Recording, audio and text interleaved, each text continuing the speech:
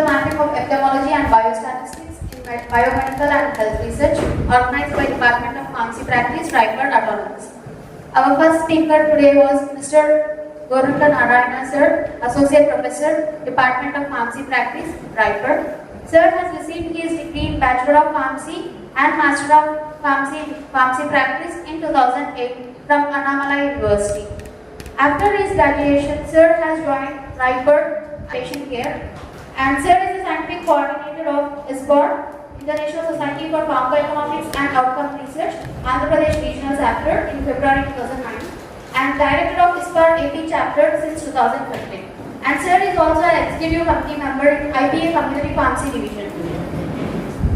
Sir is skilled in various areas of pharmacovigilance, including detection, assessment, and monitoring of adverse drug reactions. And his research interest includes pharmacovigilance, therapeutic drug monitoring, and medication therapy management, and patient counseling. Sir has participated in various conferences and seminars of both national and international levels, and Sir has organized various conferences and STDP programs in Raipur. Sir is having expertise in areas of pharmacoepidemiology and pharmacoeconomics, clinical epidemiology, community medicine, and also in biostatistics. Sir gives, based on his experience in various areas, Sir is having various guidance in various areas like pharmaceutical care, vigilance for undergraduate, postgraduate students. With this brief introduction, I would like to invite Narayan Sir to start the first session.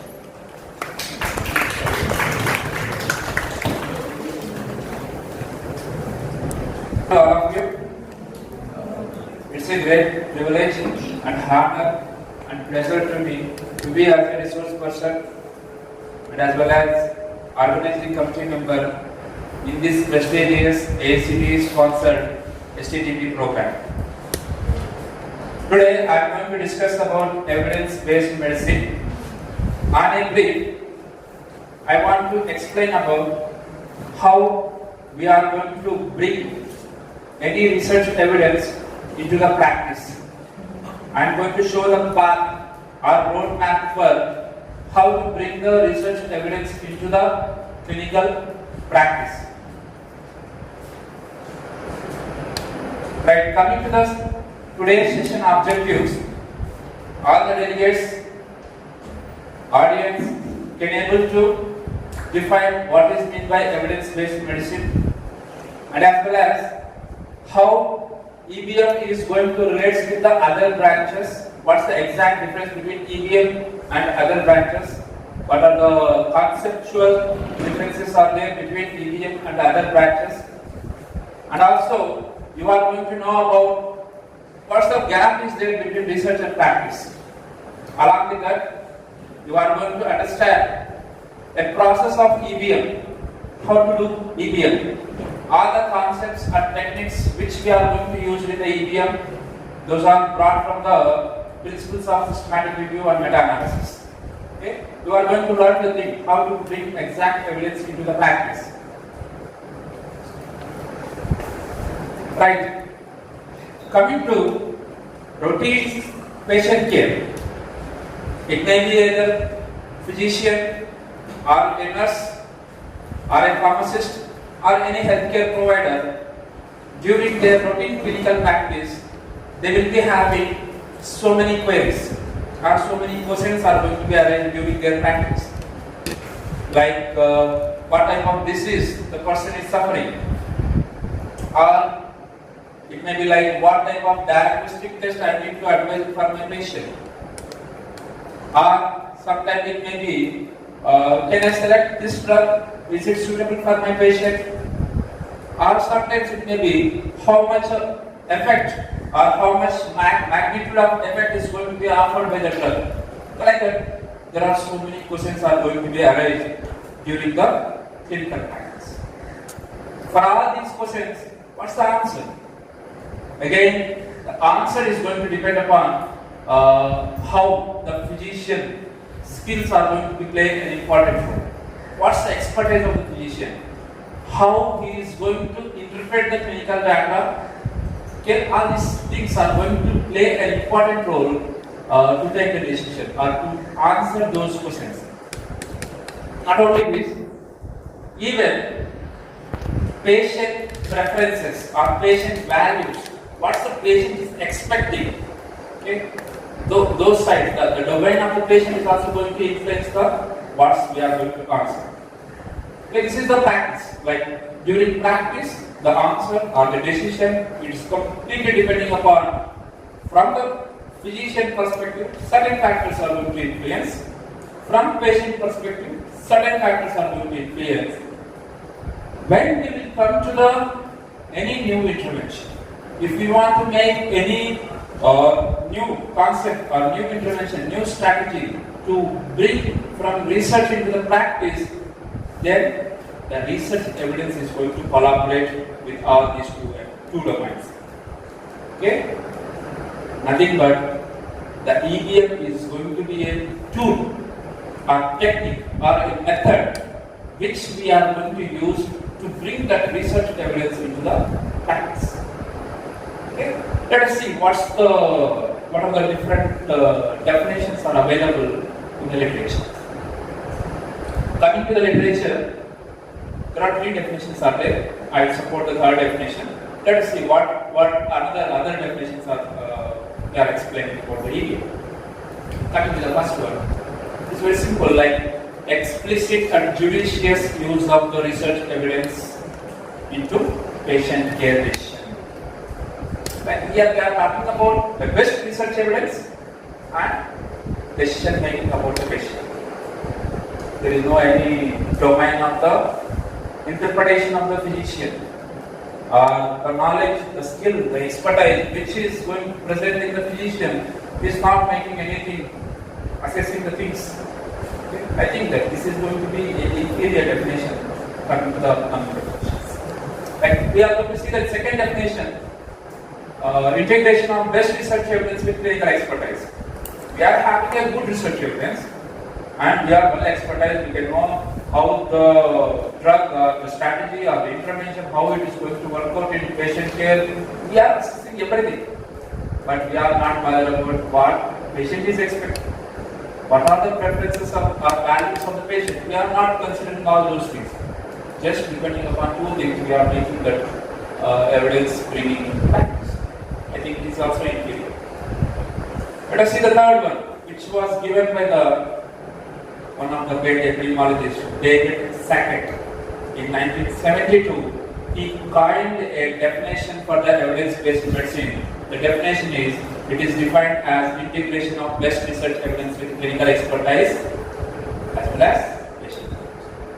Here we are having evidence, patient perspectives and physician interpretation, like clinical expertise. Concomitantly, combined, we are going to call that as a evidence-based medicine. I hope you understand what is EBM, what are the domains are going. Coming to how EBM is going to relate with the other branches. There are so many branches out there. If you are going to see the right side, clinical pharmacology, evidence-based practice, molecular biology, and the clinical chemistry, what these branches are going to say about EBM, generally who are the expert in these branches, they will make certain critics about EBM. What they are going to state, what type of statements they are going to give means EBM is generally it is a temporary, like it is a empirical. It is a empirical. It may work or may not work in reality. Like that type of statements they are going to. Okay, the opinions of other branches is like that about EBM. But if we are going to see the real picture, you can take either clinical pharmacology or evidence-based practice or molecular biology or clinical chemistry. The core concept behind in these branches is how the drug is going to react at molecular level. That is going to decide the patient outcome. Nothing but patient outcome is going to soul and soul. It is going to depend upon the scientific background, like mechanism. That's the complete principle which is there in relates with the other branches. Hope you understand. Coming to the other branches, the scientific background or the mechanism or the molecular mechanisms are going to play an important role to bring the patient out. But when we will come to the EBM, it does not like that. Do you agree? The patient outcome is going to soul and soul. It depends upon the only mechanism. Do you agree my statement? My opinion is I think only mechanism is not going to play a role in getting the patient outcomes. Do you agree my statement? Yes? Yes, you raise your hands. Right, very good. Like whatever your answer it is, yes is correct. There are so many other factors of it. Not only mechanism. The genetic structure of the patient, comorbidities and lifestyle, everything, age, etc., gender, all these factors are going to influence the outcome.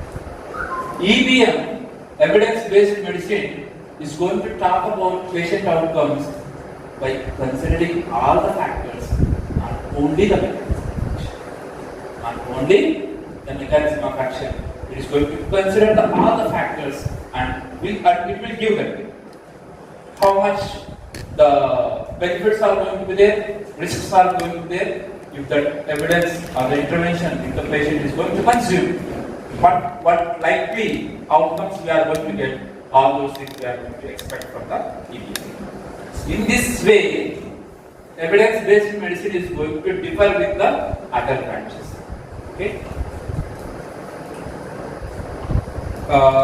For practicality of evidence-based medicine, this alliance is very important. In reality, if you want to see that every EBM is going to work out in the practice, if you want to make that as an eyewitness, these three alliances are very important. Otherwise, definitely that whatever the research is going to be there, we can't expect that is going to happen in the practice.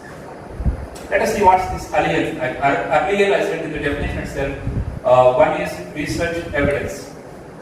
A, best research evidence.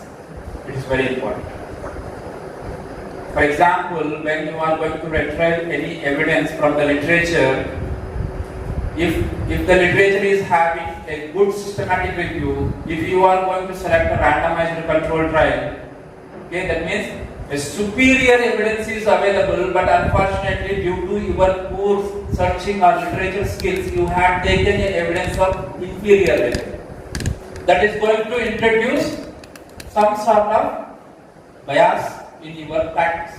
A good level of evidence is available in the literature, but you are not taking the higher level of evidence, you are going for the inferior levels of the evidences. So that it is very important, we need to take a best research evidence which is patient-centered, that may be either related to the treatment, or that may be either related to the diagnosis, or it may be prognosis. Whatever the requirement of us and patient, depending upon that, we need to take the research evidence. Okay.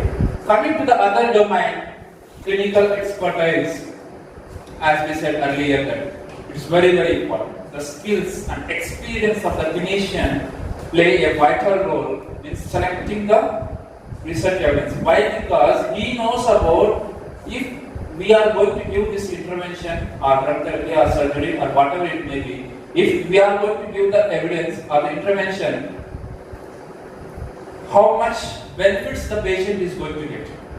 He can interpret the information. What would be the likely risks will be there in the patient. He knows that everything. Okay? What are the expectations of the patient? He knows those things. So that just not only evidence and patient, as we are the healthcare professionals, our intelligence, our experience, our skills, we need to use whenever we are going to make a decision. It's very important. Right? The third alliance is patient preferences. Not only the evidence, not only the expertise, we need to consider their values.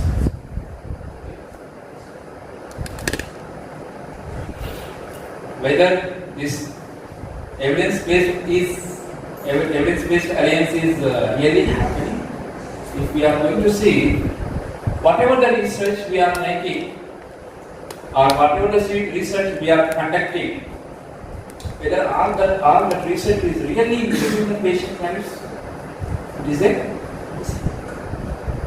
a question. Coming to the clinical expertise, really we are using all our experience and skills only to improve the patient outcome, to improve the patient lives? No, we are not doing like that anymore. We are having so many objectives other than the improving patient care. If we are going to see the healthcare perspective in any nation, not only India. Right? Coming to the patient perspective, are really the patients are competent? They are in a position to select what they want, what they don't want.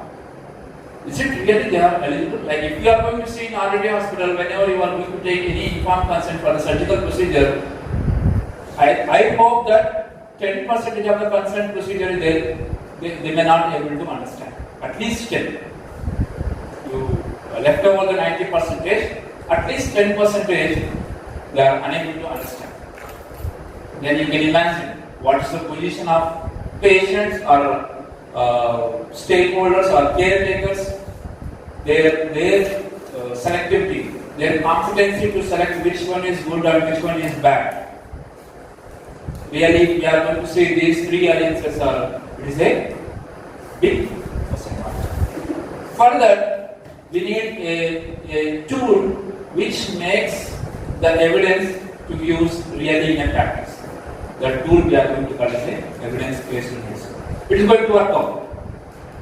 Even if you don't know anything also, if you know the concepts of EBM, if you are going to understand all the techniques and methods present in the EBM, okay, by searching, by selecting, by interpreting the information, you can definitely apply it to your clinical practice. I will assure you. Right? Next. This is the second objective, what we are going to meet. We are having a research, we are having a practice, but between these two, there is a huge information gap. Our mind gap is there between these two, research and practice. Okay, we are having everything. We are having evidence, we are having practice, but reality, if we are going to see, there is a large information gap is there between these two. To fill this gap, we require EBM. Let us see what's the gap is there between research and practice. Coming to the research, most of the researchers, they are going to conduct a research, they are going to publish that research, which is not much important for the practitioners. Like that type of research they are going to conduct. They don't bother about what practice is required, what practitioners are required. And at the same time, researchers, they will conduct the research which is helpful for the practice, but they are going to publish that research which is not going to be accessible to the practitioners. That is the one drawback, one lacuna from the side of researchers. Coming to the side of practitioner or practice side, the most common obstacle what we are going to face in practice side is there is too much of research. Day to day, if we are going to see a lot of amount of literature is updated in the databases. So that for practitioner, really if we want to update the new things, it's very difficult. It is very, very difficult. This is the first obstacle on the side of the practitioners. And the second obstacle is if we are going to see the practitioner side,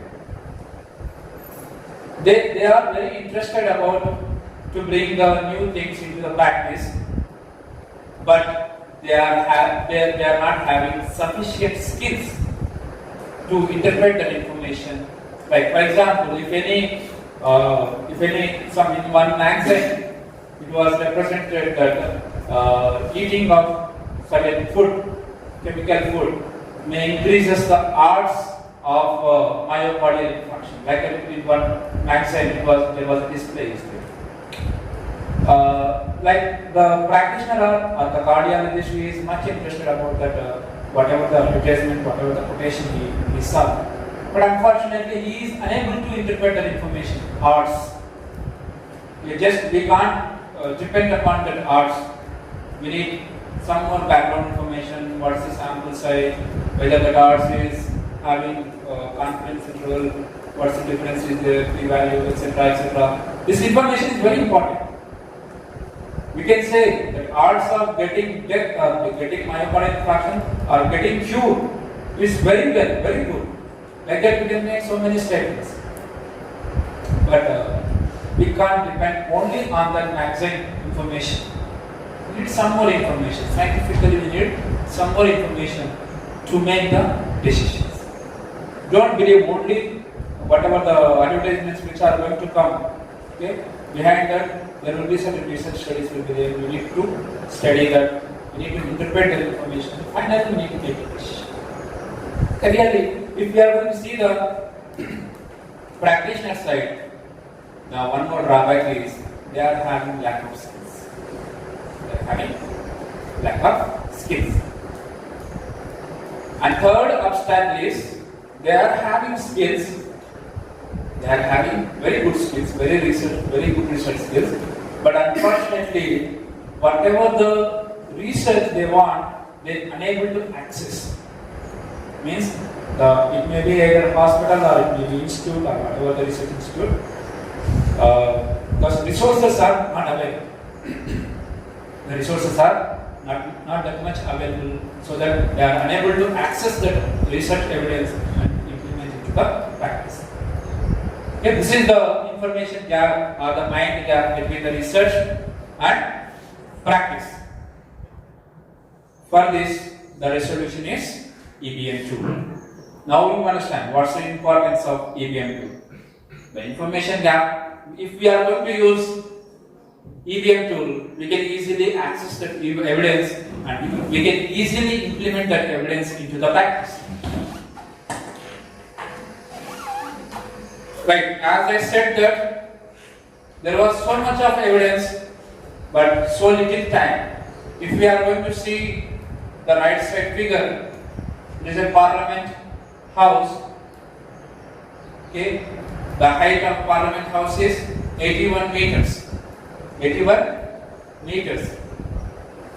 If you only take the Medline indexed journals and if we are going to arrange that in a one line, okay, it will be more than the height of the Parliament House per year. Whatever the publications are going to be there, if only Medline. If you are going to take the PubMed, there will be two types, Medline and non-Medline indexed journals. In that, only if you are going to take Medline indexed journals, you can see that how much of evidence is day to day or monthly or yearly, it is getting updated. Then you can imagine how much we can update. It's very difficult. Okay.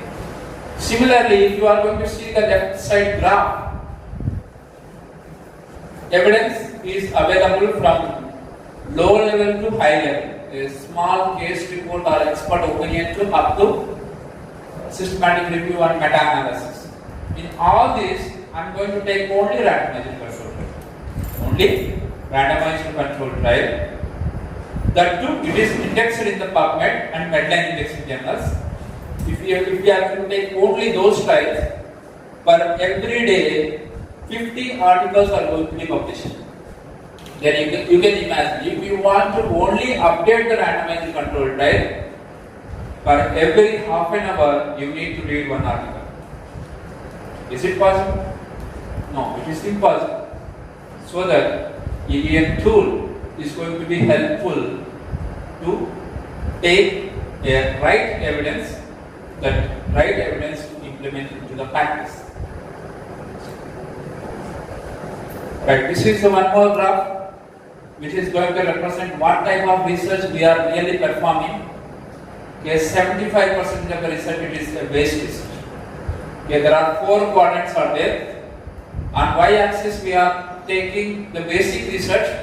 On x pole we are taking the applicability of the research. Whatever the research we are going to conduct, how much it is really practicable, how much it is really applicable. Like that, if we are going to see, we will be having 4 quadrants. One is waste quadrant. It does not going to update the basic research. There is no advancement even in the knowledge. Basic research means it is going to only update the knowledge, but it does not going to be having practicality. Waste quadrant, it is waste means it does not having any improvement in knowledge, and as well as it does not going to be applicable also. Similarly, if you are going to take query quadrant, it is completely basic research. Only we can update the knowledge, that's all. It is not practically solve the problems. And if you are going to take dual quadrant, this 25% is completely related to the applicability. Case to case basis. If any problem is going to arise, we are going to conduct one small research and we are going to check for the solution for that problem. That type of research. Okay, that research we are going to call as a dual quadrant. Okay, this complete 75% it will be having a drawback. Only 25% is a really good evidence which can be incorporated into the practice. Okay. Next. Right, before entering into EVM process, let me explain with 2 examples what's the information gap is there between research and practice. Then you can understand really there is a big gap is there between research and practice when you EVM. With these 2 examples, we can understand the information gap, then we will move to the EVM process. Okay. Right, the first example, corticosteroid therapy for preterm birth. Hope you may know that preterm birth means before 36 weeks of pregnancy, if there will be a preterm birth, the outcomes, health outcomes in neonate, it can be affected. What is the most common part which will be affected due to preterm delivery? Anyone? Lungs. The most common problem we are going to face is birth asphyxia or lung immaturity. Due to this, there are so many neonatal deaths are reported. Okay? Like if we are going to see the evidence, what it is saying means, in 1972, the first randomized control trial was published, like corticosteroid therapy can be initiated in antenatal visit of the pregnant woman who is ready to get a preterm birth. If we are going to give corticosteroid, like it may be a dexamethasone or betamethasone, now it is there in the WHO guidelines. Usage of corticosteroid for preterm delivery, now it has been drafted in the WHO guideline. It is compulsory. We need to give corticosteroid therapy when we are expecting the woman is going to be a preterm delivery. Okay. The first randomized control trial was published in 1972. After that, 6 more RCTs were published, which were supporting the 1972 findings. Later on, the first systematic review was published. I hope you may know that what is a systematic review. A pool of randomized control trials. If we are going to synthesize the evidence, that we are going to call it systematic. The first systematic review was published. If anyone know about what is meant by Cochrane collaboration, it is a global non-profit organization which is responsible to synthesize the updated evidence in the form of systematic review and meta-analysis. If you are going to see the Cochrane collaboration, the symbol C, there will be one ladder will be there. The latter is going to be a result of preterm birth systematic review and meta-analysis. It is a forest plot of the preterm birth corticosteroids used in preterm birth. I don't know how many of you are aware about this, the ladder symbol in Cochrane collaboration. That is an example, that is a real systematic review which was conducted with the Cochrane collaboration. Okay. It was published in 1989. Okay. And after 1989 also, there are so many studies were reported which are supporting the corticosteroid therapy can reduce the deaths associated with the birth complications due to preterm. Next. There is evidence is there. From 1972, so many trials were published, like randomized control trial and systematic review. There are so many studies were published which are supporting that if we are going to give corticosteroid therapy, it is going to reduce the odds of death associated with preterm birth complications. The evidence is very clear, but unfortunately most of the practitioners are unaware about giving corticosteroid therapy, so that there are so many thousands of deaths were reported due to lack of information between research and practice. I will give one more example. This is very empathetic example. Like what I want to say here is Bernard Lang is a cardiologist and also inventor of defibrillator. In one conference which was conducted by American College of Cardiology, the professor Bernard Lang, he addressed about the deaths associated with cardiovascular disorder. In his addressing, he stated that the most common cause for deaths in adult aged people is heart attack. The most common cause for the deaths which are associated in the middle-aged people, like it will be around 50 or 45, 50, 55. In this age, the most common cause is heart attack. Whenever the person is going to get a heart attack, before that he will be having a severe cardiac arrhythmia or ventricular fibrillation. Okay? Like he had made a statement openly that whoever the researcher, if they want to invent any long-acting anti-arrhythmic drug which is supposed to suppress this arrhythmia, it is going to help the so many lives by stopping the heart attack. Okay? After this statement, there was a lot of research done in this area. Later, one research study was published on arrhythmia, like usage of flecainide in the treatment of cardiac arrhythmia. I hope you may know that New England Journal of Medicine, for any medical researcher, the publication in this journal, it is going to be a big treat. NEJM, the impact factor is around 35. I don't know how much it is. Previously, it is impact factor. It is a very good journal. This is a crossover type.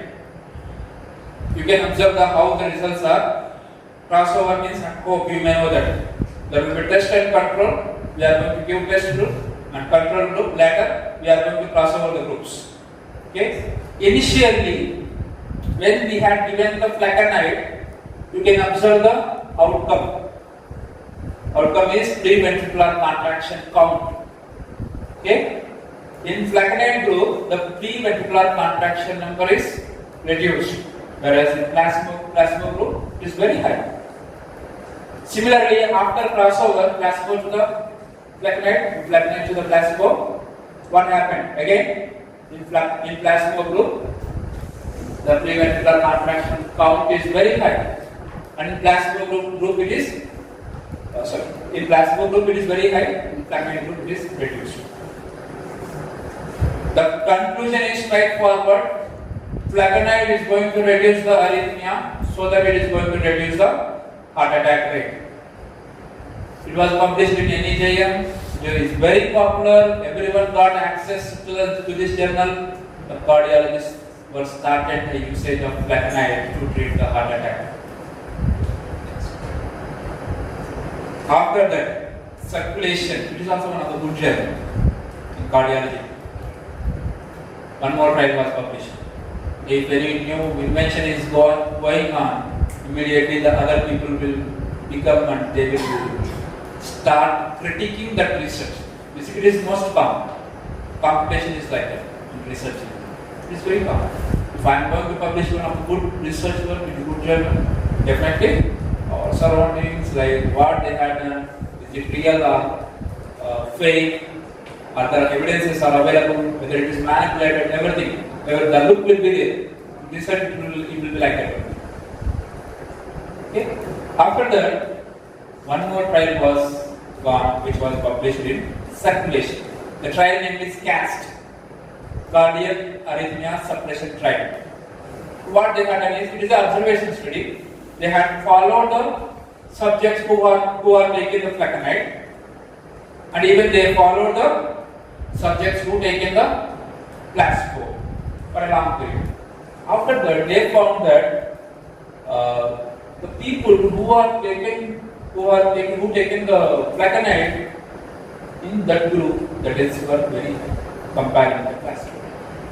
Unfortunately, most of the practitioners are unaware about this trial. They are unaware and they are systematically killing the people by giving the flecainide drug due to lack of information, lack of evidence, due to gap between the information and practice. Most of the practitioners, they are systematically killing the people. So that we require a flexible tool which can make a decision immediately by retrieving a good research evidence, wherever it is. In PubMed, it may be in NBASE, it may be in Cochrane.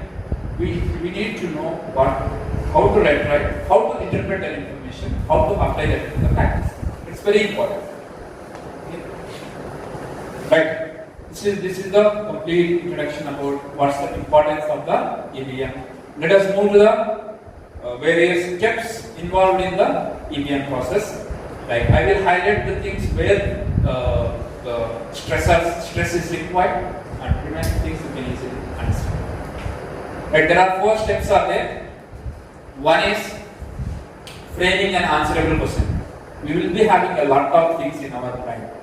If we are going to keep that in the database and search, we can't get a relevant patterns. So that whatever the query you are having, that query we need to dissect appropriately and restructure it in an appropriate manner, which makes your process of searching very, very easy. The second step is retrieving the best research evidence. After framing the question, you will go and search in the database, either it may be advanced research or it may be a normal search by using appropriate Boolean operators. You are going to search, you are going to retrieve the evidence. After retrieval of the evidence, maybe a systematic review or meta-analysis or RCT, whatever it may be, we can't blindly depend upon the evidence. We need to know what's the quality of the evidence, whether it is the real or not. For that, we need to appraise that evidence. That's what we are going to call say internal validity, external validity. How much it is really it is evidence, whether it is really practically applicable or not. For that purpose, we are going to do critical appraisal of the evidence. Okay.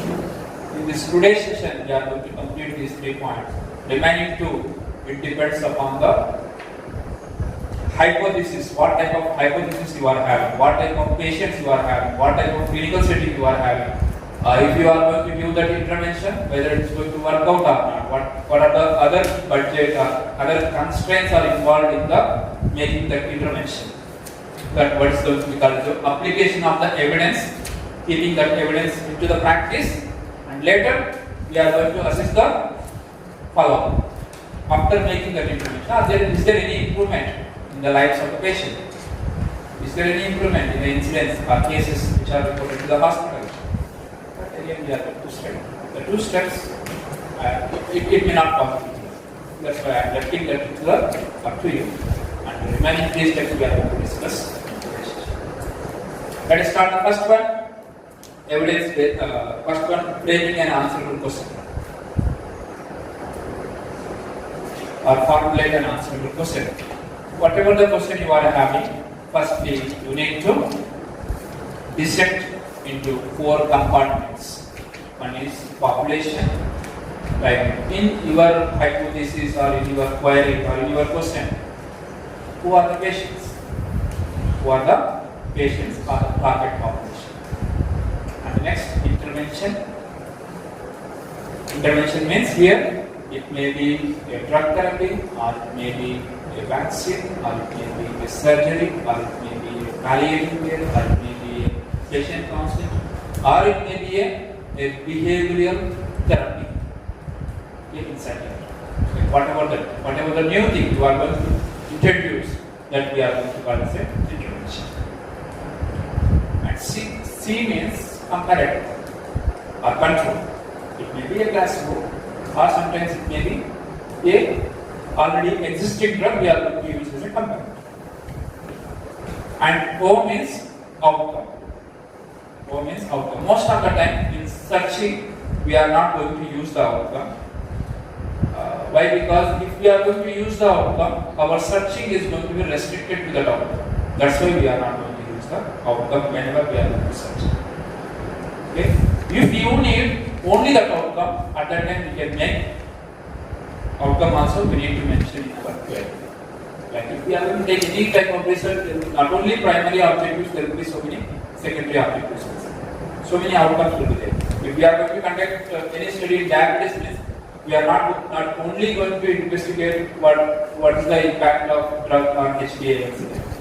We will see lipid profile, we will see what are the short-term complications, what are the macrovascular complications. There are so many outcomes are going to be there whenever we are going to make an intervention in any type of this. So that if you are going to keep any outcome term in your search strategy, automatically the less evidences are going to be available. So that it is better to avoid the outcomes so that you can get a complete network, whatever the evidences are available, it will come into your. Right. I hope you understand what is meant by PICO. Now let us solve some examples, then you can understand how to segregate our query or our question into an answerable question. But we will start with one by one question and you need to answer. You understand what is meant by population intervention, comparator and outcome. Now you need to solve the which one will come as a population, or I, or C, or B. Let us come to our example. Jeff, a smoker of more than 30 years, he tells you he has tried to quit smoking unsuccessfully in the past. He tried very much, but unfortunately he failed to quit the smoke. A friend of his, one of his friends, however, successfully quit with acupuncture, one of the strategy which is available. By acupuncture, his friend got quitted his smoking habit. Now the question is, should he try it? Whatever the other interventions which are are nicotine replacement therapy and antidepressants. Now you can divide what is B, what is P, what is I, what is C, and what is O. Population?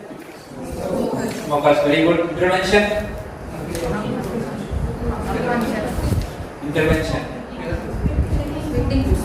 Quitting smoking. Okay, very good. Yeah. Intervention? Acupuncture. Okay, now you want to know that whatever the available we know. Now you want to know how much, if you are going to use acupuncture, how many, what's the probability of my quit smoking is going to be there. Okay? What is the comparator? Nicotine replacement therapy? Antidepressant. What's the outcome? Very good. Next. It's the intervention question. Right, next.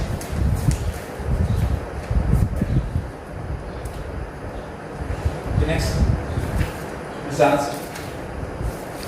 Next. Alright. One more intervention question. In browsing one of the medical weeklies, you come across mention of imidacloprid cream for treatment of basal cell carcinoma. Like it is very surprising generally that basal cell carcinoma does not have any such type of cream models or cream modalities to apply and treat the basal cell carcinoma. The idea of cream is very surprising for you, so you wonder about the effectiveness and particularly the long-term cure rate of imiquimod cream. Now, who is the patients who are suffering with basal cell carcinoma? Who is the, what is the intervention? Imiquimod cream. What is the comparator?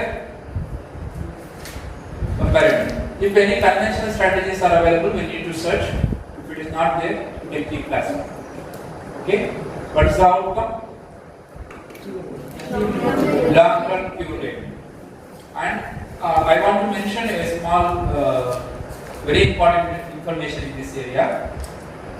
Like whenever we are going to search, if we will go to the PubMed, if we will enter into the advanced research sheet, there will be options for population intervention comparator outcome. Okay? It is very important how to use the Boolean operators in PubMed. If time permits, in upcoming session, if you need, I will explain how to search the PubMed and PubMed. Okay? And this can make it your practice. Okay? Like how to use the Boolean words. For example, if you take basal cell carcinoma, population is basal cell carcinoma. Okay? What are the different synonyms of carcinoma?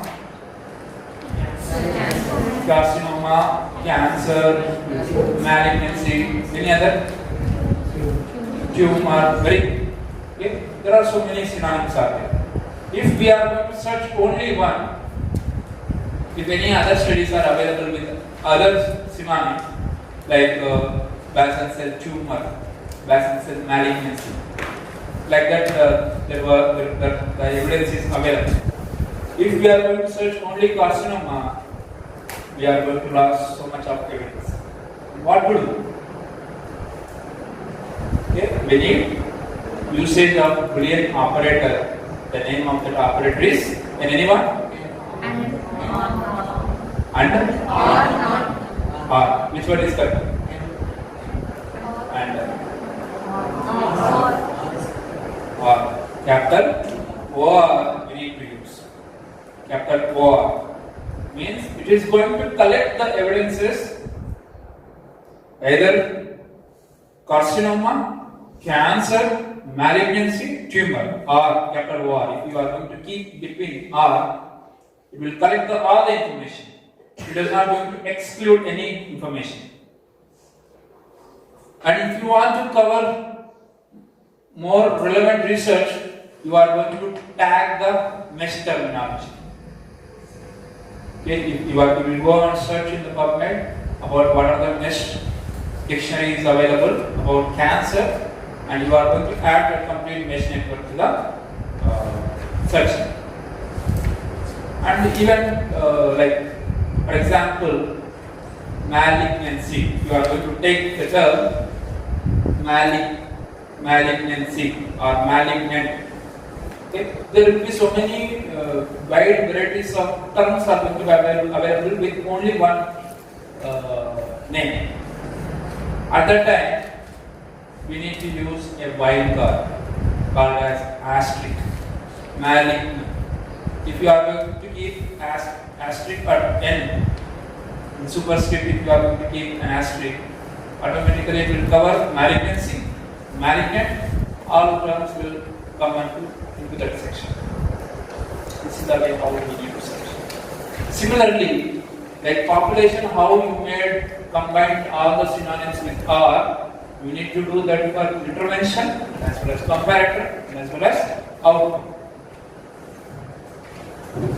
The next one is, we need the population who are taking that intervention, who are having that placebo and who are having outcome. This population, intervention, comparator and outcome, all these four we are going to combine with capital A and D. Then we will get the relevant research, who are the population, who are taking that medicine, who will be having that outcome. Capital A and D. We are going to keep in between population and intervention and comparator A and D and comparator and outcome capital A and D.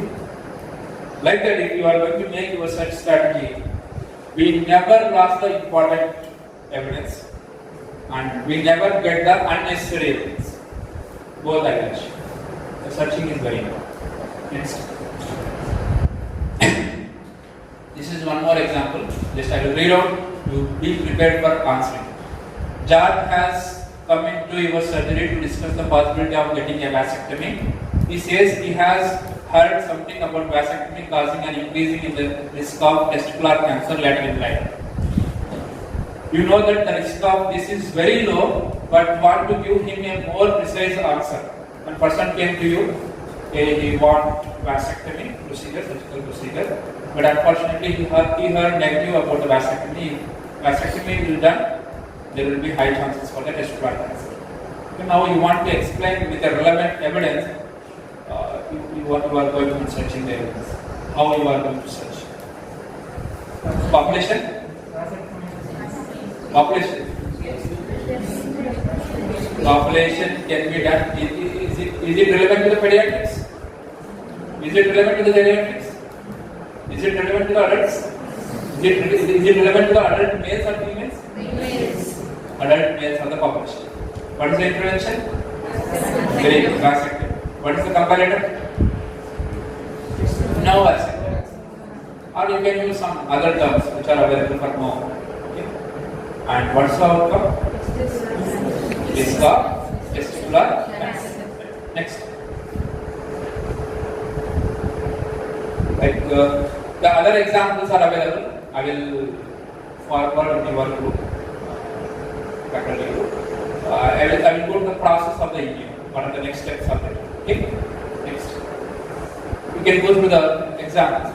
These examples are very interesting ones. Next. I had given so many examples for intervention and for risk factors, for diagnosis one example, for prevention one example.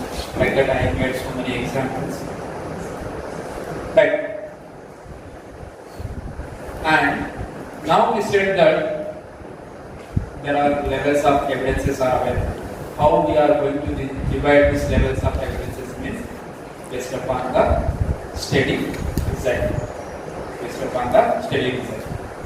Okay. Firstly, I hope you are having a small understanding about study design. Anyway, there are some more sections are there about the epidemiology of the study design. In that study designs, I will discuss in detail about each and every design, how to make the design. But here, I will give an overview of the evidence, hierarchical levels of the evidences. From low level to high level, what are the evidences are available and how to select the evidence. Okay. Broadly, we can divide designs into two types. One is observational and another one is experimental or intervention. If the investigator is going to assign everything by his own, then it will be called as intervention or experimental. If the investigator does not have any choice to assign the treatment or control, then it will be called as observation. Person is taking medicines, but we are just observing them and we are giving some conclusions. In such a case, we are going to call those designs as a observational study designs. Okay? Right, coming to observational study designs, again there are going to be two. One is descriptive and another one is analytical. In descriptive, we are going to be having case report, case series, cross-sectional. In analytical, we will be having case control and cohort. And in experimental, we will be having randomized control trials. Okay, this is the hierarchical levels of the evidence, like case report, case series, cross-sectional, case control, cohort, RCT, systematic review and meta-analysis. After that, after getting a systematic review, like if we are going to publish any systematic review, for example, I have made a good systematic review about usage of remdesivir in the treatment of severe or critically ill COVID-19. I had collected all the RCTs which were done in all over the world. I had made one systematic review and meta-analysis. Finally, it has shown a good evidence that remdesivir is going to be helpful in treating severe or critically ill COVID-19. We got a good systematic review. Then what's the next step? We need to prepare guidelines. The international organizations are going to involve in development of guidelines by using the systematic review. Why? Because they don't have time to go through one study, taking RCT, one RCT which was conducted in India, one RCT which was conducted in Bangalore. Like that, they can't collaborate or put all the studies which are available and give the evidence. So that they are going to take the systematic. They will frame the guideline. After guideline, after the evidence is going to come into the guideline, after a certain period, it will come into your textbooks. Like, what do we say, pharmacology. Sandoshkar, Tripathi, they will do the treatments. This is the way how evidences will come and how evidences will become outdated finally. Okay? Now let us see which design is going to talk about what information. Hope everybody having a good experience with COVID-19. I will start with COVID-19. In December 2019, Wuhan, one patient came with a severe cough, fever, cold, unknown symptoms, the lab parameters which are not supporting that it is a influenza, that it is a pneumonia, or that it is a bronchial asthma. Something new is there. Okay, immediately whoever the physician, he found that it's a new case. We want to report to the concerning health authority, which is this case report. Yes, report. Next, same symptoms, similar patients, more than 4 or 10 or 20, same symptoms. They are coming and admitting in the ward. Some people are getting relief and some people are getting severe. Like that, things are going on. Okay, now you got some information that the patients will be having certain symptoms and they will be having some laboratory abnormalities like normal ESR, normal creatinine guidance, in lung exudation will be there. Then you got some clarity. This is the thing which is happening in the, but you don't know what's the virus. You get some idea by collecting a group of subjects who will be having the same symptoms, same lab abnormalities. What type of design you want to use? The next one is, now you want to know what's the burden of the COVID-19 in that Wuhan, China, state. You want to know what's the burden, how many number of people are affected, in that what is the mortality, in that what is the disability. Okay, what would be the likely causes of it? Whether it is due to pollution, or due to air, or due to water contamination, or due to food contamination. Now you want to know all these things. You want to get the picture. What type of design you want to do? Cross-section. Now you want to, like, you got some idea about some factors are there, but you are not clear about all those factors, whether it is going to cause the disease or not. Now you want to establish the relationship between the cause and outcome. Getting COVID cases due to coronavirus. You want to establish that. Okay. Now you are going to use a cause factors versus the factors. What are the best suitable designs are there? One is cohort study and another one is case study. Very good. You got a, what's the burden? You got what are the really risk factors are there, everything is fine, you got a complete idea. Now the thing is, in previous epidemic of Ebola or 2009 H1N1, some antiviral drugs had given a very good outcome. Why can't we use this remdesivir or plagiarizumab in our COVID-19? I want to test this, whether it is worked out in COVID-19 or not. Now I am going to conduct what is it? Lovely. Randomized controlled trial. Randomized controlled trial is a gold standard method to assess the safety and as well as efficacy of the drug. If your trial is randomized controlled trial, then only concerned regulatory authority will approve your drug to the market. Otherwise, it will not be. Okay. Right. These are the various levels of evidences which are available, and what's the information we are going to get from each level of evidence. These are the designs. Next. This is the hierarchical levels of the evidence. You can see the top of the pyramid, you can find systematic review. And ground level, you can see case report, case series, expert opinion. Okay. Low level of the evidence. Next. Right. How to search. Okay. It is not searching. How to retrieve the right evidence. If your question is about intervention, if your question is about intervention, then firstly we need to search the Cochrane database. Cochrane database. In Cochrane database, if you are able to find the systematic review, then you can stop your search and go for the appraisal. No need further getting RCT or cohort study, case control study. Once you will get the systematic review, you can stop your search and you can go for the appraisal. But if you are not able to find any systematic review, then you need to go to the database is again it will present in Cochrane only. The name of that database is DARE database. DARE means database of abstracts of reviews of effectiveness. In this DARE database, if you can find any systematic review, you can stop the searching and go for appraisal.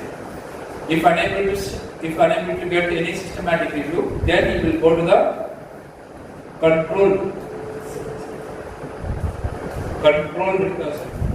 Central Register for Control Trial. Central Register for Control Trial. This is one more section in that database. Okay, here you can find only randomized control trial. If you are able to get RCT, you can stop the searching, go for the appraisal. If you are unable to get the RCT, then you need to go for the other databases. In that, the top one is PubMed. Okay. Again, in PubMed also the same procedure we are going. Okay. After that, even if you can't find any evidence in PubMed means, then you are going to Google Scholar and some other databases, which will give. But in this area, you need to be more and more cautious. The evidence is, it may be good evidence or it may be inferior evidence.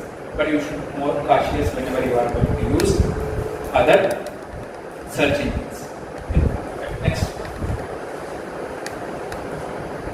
I already explained this next. Right. The last section. Critical appraisal. Very, very important. Here we are going to use the complete principles which we are going to use in the systematic review. In systematic review, one section is appraisal of the evidence. Before selecting that trial into your review or systematic review or meta-analysis, we need to conduct the appraisal of the evidence. Okay. For convenience purpose, I am not going to use all study designs. I am going to discuss about randomized control. If you are well equipped for the randomized control trial, it is very easy to handle other designs. Even other designs are also available, but I am going to explain more about the RCT. Right. Let us see that RCT, randomized controlled trial. Hope you may know the design. In the population, the investigator, depending upon their hypothesis or objective, the investigator randomly select the sample. After random selection of the sample, the investigator randomly allocate the sample to the test group and control group by using suitable randomization method. Later, the test group and control group will be followed for a certain period depending upon the type of outcome, whether it is acute, subacute or chronic. Depending upon that, the time interval will be there for the follow-up. Later, whoever the person is going to be there, they are going to measure the outcome. That may be a subjective outcome or that may be an objective outcome, depending upon our primary outcome what we are going to give. Again, we are going to interpret the information by applying a statistical tool. Again, selection of statistical tool, it depends upon the type of data. If it is categorical variable, we are going to use some statistical tool. If it is number or frequency, chi-square. If it is a continuous variable, t-test. Number of groups, it depends upon again t or ANOVA like that. Okay? Or if we want to assess correlation between one factor with outcome, we will go for the repetition or chi-square. Depending upon type of outcome, that statistical tool we need to use is going to be different. We are going to apply those statistics, and finally we will compare the outcomes between two groups and we will decide which one is going to be best. That's the thing which will be happening in the randomized control trial. Right? Whatever the RCT you are going to get from the evidence, okay, they will write so many things. If I want to publish my article, I will make very good narration or methods or results. But really it is true or not, if we are going to apply, then only we will know. Okay? There are two types of validation procedure in there. One is internal validity and another one is external validity. Internal validity is going to talk about risk of bias. Risk of bias means where the situations the findings are not going to represent the truth. It means due to some problem, the truth may not be real. There is some bias there. Okay, I will explain the examples better. And the external validity means, like finally, once if we are going to conduct any RCT, we will get the information.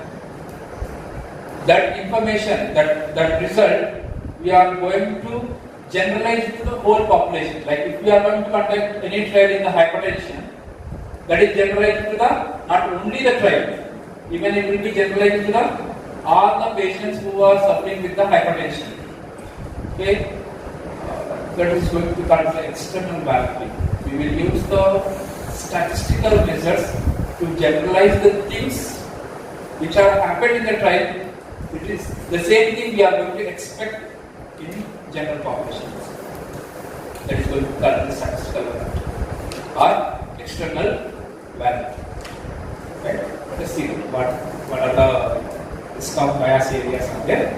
What are the external validity measures we need to check. And if you want, Robbins form is available. If you want, you can search that in Robbins form. The risk of bias measures are going to be available. How to assess the bias, everything that clearly there is protocols are available. Like the areas where we can do things wrong in conducting trial. Okay, where we need to check all those things. Okay. One is bias arising from the randomization process. We need to check this. The second one is bias due to deviations from intended intervention. Bias due to deviations from intended interventions means it may be an investigator or it may be a sponsor or it may be patient, okay, how they are going to be assigned to the intervention or control. That's very important. And the next one is bias due to missing of outcome of data. Okay, like initially you are going to recruit certain amount of sample size after conducting trial. We can't expect 100% people or patients are going to be followed and they will develop the outcome. Definitely, each trial will be having its own withdrawals. Similarly, if any data is missing, it may also incorporate bias into our study. That's what we are going to call as a bias due to missing outcome data. And the fourth one is bias in measurement of the outcome. And fifth one is bias in report. Okay, if these errors are there, technically we are stating that the evidence which is available, it is equipped with the bias. It is equipped with the errors. We are knowing that. Okay, that we need to assess. Then only we can select the evidence. If this error is there, if this bias is there, this outcome is going to present. Like that, we are going to make a conclusions in the final. Okay. Let us see that what are the different biases. The first one is bias in randomization. In this bias, we are going to call the selection bias. Okay. What we need to check is, was the method of randomization, it is truly random? What type of method they had used? Whether they gone for tossing coin or play cards or random number table generator, or they had used computerized random number generator. What techniques they had followed? We need to check all these things in the methodology section. Similarly, was allocation adequately conceived? It is very important. We will do a good randomization. Later, we need to conceive that information, like to whom we are allocating the test, to whom we are allocating the control. That should not be open. That should not be open. If it is open, means everybody knows. Then automatically the bias is going to be introduced. Okay? That also we need to check whether it is truly concealed or not. And the third parameter what we need to check is whether groups are comparable at start. Very, very important. Why? Because if they are going to be equal at starting, at baseline, then only we can expect that outcome is due to intervention, not due to the variables different between test and control group. Hope you understand this statement. Okay. For this randomization is very, very important. For example, here 30 members are there. If I am going to allocate randomly all these 30 members into test group and control group, randomly means either using head and tail or whatever the number generator. If I am going to allocate randomly, the beauty of randomization is at the end of the randomization, all the variables, it may be age, gender, or educational intelligence, or IQ, or demography, all these variables which are present in you are going to be equally distributed between test and control group. That is the beauty of randomization. That's why appropriate randomization is required to acquire the baseline equality between the variables. Okay? So that we need to check all these three. Then only we can consider that the study is free from the selection bias. Otherwise, selection bias is there. Okay? Next. What I said. How to generate the random number. Next. So you can observe this concealment. Non-opaque sealing is important. Even if non-opaque also, the fellow is seen, the investigator is seen by keeping online whether it is test or dummy, what is that, he is checking. Even if we are going to keep certain techniques, the persons who are present in clinical trial, they can break them. So that we need to make the things which not possible to break. For need to take. The computerized consignment is it is going to give a very good outcome. There will be less chances for the selection. Performance bias. How we are going to assign the interventions. To reduce the performance bias, the only thing is blinding. Hope you may know that there are 4 types of blinding techniques are there: open label, single blind, double blind, triple blind. Open label means everyone knows what is test, what is control. Mostly we are going to prefer this type of open label blinding for antiretroviral or anti-cancer treatment. Single blinding means only patient does not know what is the test and what is the control. Double blind means patient and investigator don't know what is the test and what is the control. Triple blind means patient, investigator and even sponsor don't know who is the test and who is the control. The key of the assignment of test and control will be kept in third party. If any death or any severe event is going to be happen, we will be having a right to play that key and give the antidote or give care for the patient. These are the 4 levels of blinding. Blinding is very important. Why? Because if we will know what is the test or what is the control, automatically I will be having tendency to favor either test group or either control group. That is human tendency. To avoid that bias, we will go for the blinding. Like I think you may know that shams procedure. Anybody? Shams procedure. It is one of the how to avoid blinding means in surgical things. Like they will do the surgery, but they won't make any changes in surgical procedure. Again, they will make incision and they will stitch. Okay? To avoid the patient feel that he does not have surgery. To avoid that, like what masking things, even surgical procedure also we can make, but now it is unethical. Now it is unethical to do shams procedure to keep the placebo or control. And even some examples are there where we can't make blinding. Like if you are going to see, I want to test wearing elastic stockings in long flight halls. At that time, if we wear elastic stockings, it is going to reduce the risk of bleeding. I want to test that. Is it possible to blind the person? The person who we are going to give elastic stockings and the one person we are not going to give elastic stockings. Automatically they will know. We don't have elastic stockings, there will be a chance of risk of bleeding. Some techniques we can't make complete blind. So that we need to be very cautious. Whenever you are going to search the methodology, they will mention like we blinded, single blind, double blind, triple blind. Irrespective of what are the interventions they are giving, they will keep that good writing procedure they will do. Why? Because they want publication. Then nowadays there is no generic research. Okay? But as a critical evaluator, you need to check all these things. If you want to check means you should know the things. Okay, this is the thing.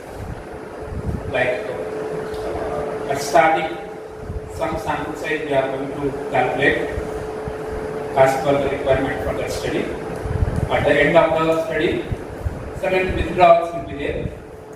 Due to loss of data, there will be incorporation of bias. That type of bias we are going to call as attrition bias. Depending upon withdrawals, number of percentage of withdrawals, we can divide attrition bias into little, small, and if it is more than 50% means it is very serious. We need to take it. If any follow-up failures or withdrawals are there, means we need to be very, very cautious. Whether they mention the reason or not, we need to check in the trial. Why patients were more withdrawn in the test group than the control group? Sometimes it will be like that. Sometimes patients are withdrawn very high in control group than the test group. Whether that author mentioned that what's the reason? If the withdrawals are there means definitely the researcher need to conduct intention to treat analysis. We need to check that. You can go to any RCT. Withdrawals are there means they are going to give one table for intention to treat analysis.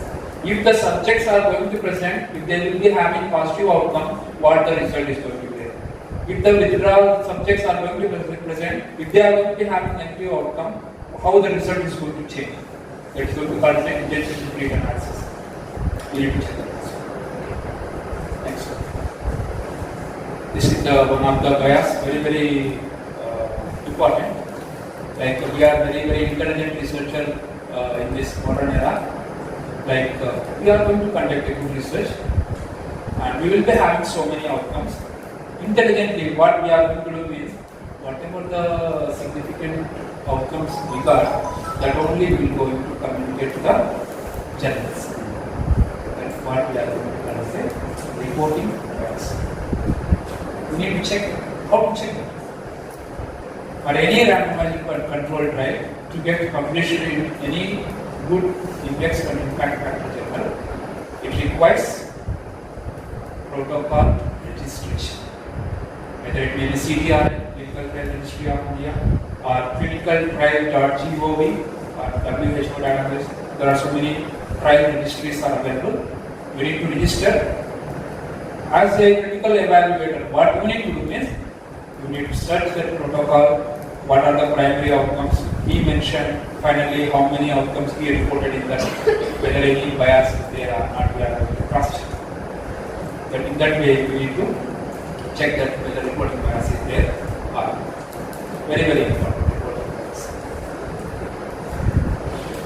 Right, next.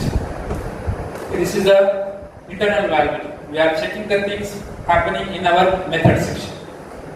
Now, external validity. Right, within 5 minutes. Coming to external validity, I have taken the same example. Usage of corticosteroids in preterm birth to reduce the deaths, neonatal deaths. By observing the data, no need to see that all the information, just to focus on the 2:2 contingency table or 2:2 table. What your opinion? In corticosteroid group, totally 532 patients are there who had taken the corticosteroids. In that, 36 deaths were reported, neonatal deaths were reported. And in non-corticosteroid, means pregnant women who are not taking any corticosteroid, 538 number are there. In that, deaths were 60. Right? What is your opinion? Whether corticosteroid therapy is going to reduce the neonatal deaths or not? Yes or no? Yes. Now the question is next. I am saying that it was arised due to chance. Okay. For example, I want to know the IQ level of the riper college students. What I am going to do means selectively I will take BCom final year, MCom and family final year students. I will make a statement that they are having a 10 line scale, they are having 9 score, a very good IQ from the riper students. Is my statement is true? No. Why? It may arise due to chance. Why? Because I didn't take a random sample. If I am going to take a random sample, in that random sample, I will get that information.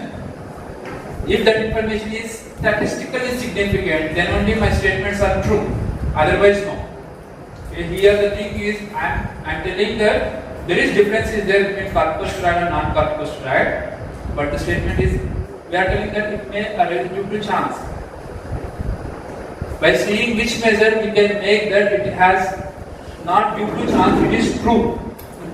Which measure we need to search? Very p-value. P-value is going to tell the information about whether it is true. Really the difference is there or not. Or it is due to chance. Next. Right, how to interpret the p-value? If your p-value is 0.5, if you got 0.5 means the interpretation is The difference is 50% due to certain and 50% due to chances. And your p-value is 0.1. It is going to indicate that your significant difference, what you are saying, it is absolutely certain 90% and 10% due to chance.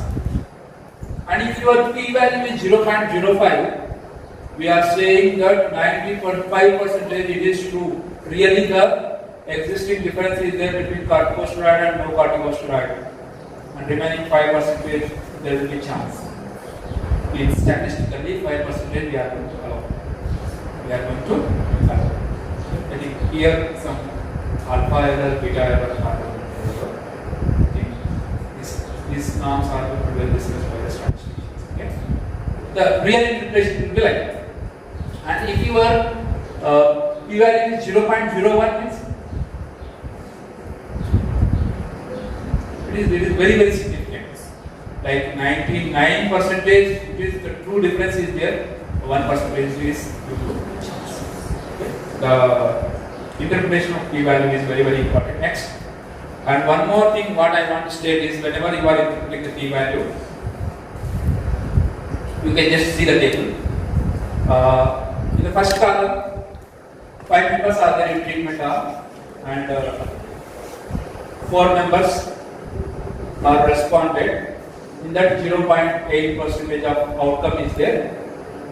In control arm, 5 members are there. 0.4% 4 persons are responded for the outcome, and your p-value is 0.29.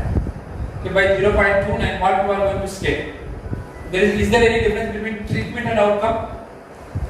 No big difference. No big difference. Why? Because your p-value is more than 0.2. Hope you understand. If you are going to see that later columns, the sample size is increasing, what is happening for the p-value? Okay? It is not a matter of p-value. If you are going to increase the sample size, at one point you will get a statistically significant. The only thing what is important is that difference what you are observing is whether it is clinically having the value or not. That is very important. Okay? Don't blindly depend upon the statistics. Don't blindly depend upon your clinical skills. Those two are very important to make the meaningful decisions. Next. Right. That's the thing what I can say. Next. And the last one is the third step, post step. After making an appropriate evaluations, to conduct a meeting with the fellow doctors, if any PTC members are there, or any concerned physicians are there. After making that evidence, you need to talk to all the policy makers. You need to discuss what are the merits, what are the demerits, and how to implement that intervention into your OP care or AP care or surgical care, whatever it may be. After making meeting, and you are going to frame the guidance, and then you are going to implement the intervention. After implementing intervention, again, not just implementing intervention, your job is not going to be completed. Again, you need to follow up whether the intervention was improved the outcome in patients or not.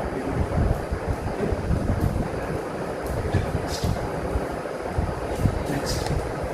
Right. With this discussion on nutrition. Thank you all of you for your patience.